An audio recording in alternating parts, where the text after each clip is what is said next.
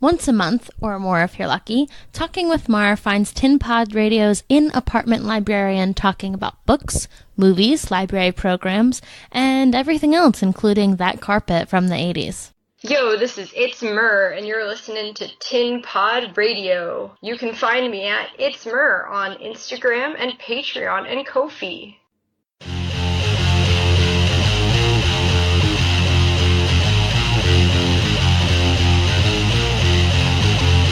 Please don't fear me, because I know what I want. Please deliver me, that's not part of your soul. It makes you freeze time, staring in at yourself. It's time to step outside, onto the path you once made.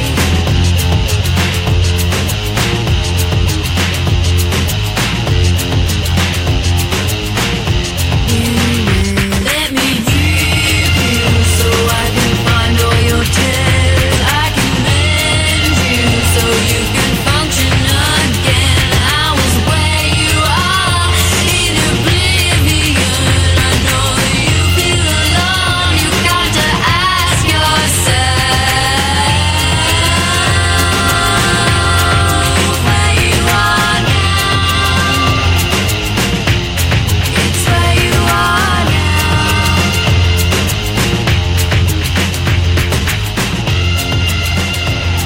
It's where you are now.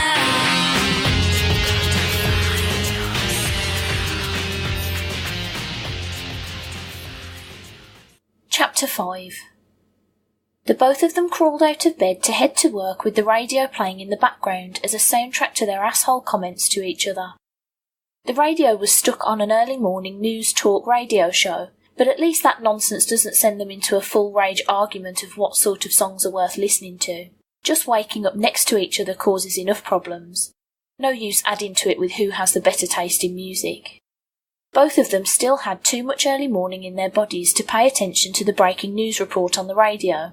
Plus, it's hard for background noise to get your attention when you're throwing out "fuck you" and "go to hell" like two dueling machine guns. After a shower, she headed into the kitchen to grab some breakfast before leaving for a job as a nurse. He had stopped by the couch and turned on the TV, not having to head for his job as a fast food cook for a few more hours. He had time to just vegetate for a bit. Both stopped dead, barely breathing, as the news report was caught mid-broadcast. Still no word from the White House on the whereabouts of the president at this time.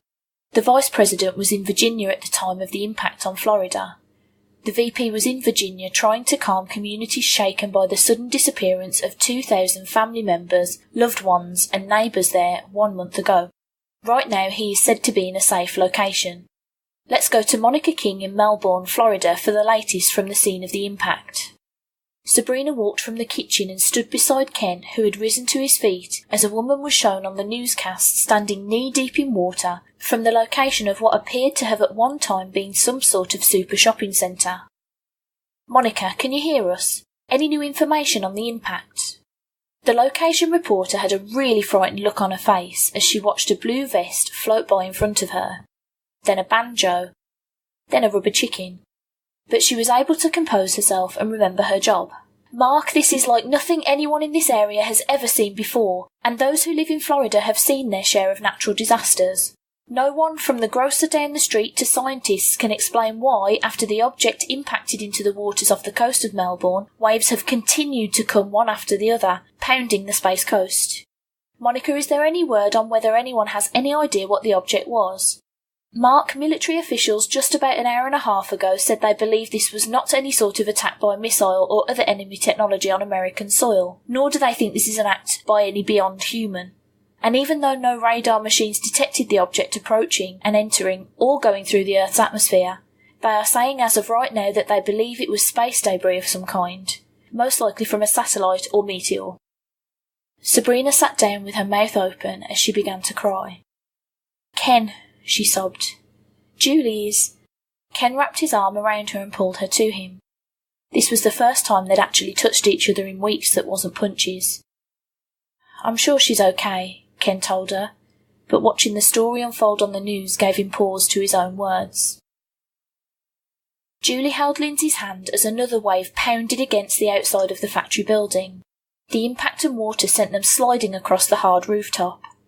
The only thing that stopped them from going off the roof was hitting against the high ledge of the roof. Julie was on her hands and knees as the wave passed. She was trying to catch her breath. Lindsay had gotten to her feet and dropped water-soaked pants beside Julie. "Put my pants on. I don't see yours anywhere. We've got to get off the roof before another one of those waves hits and throws us off this time." Julie looked up at Lindsay. She was crying.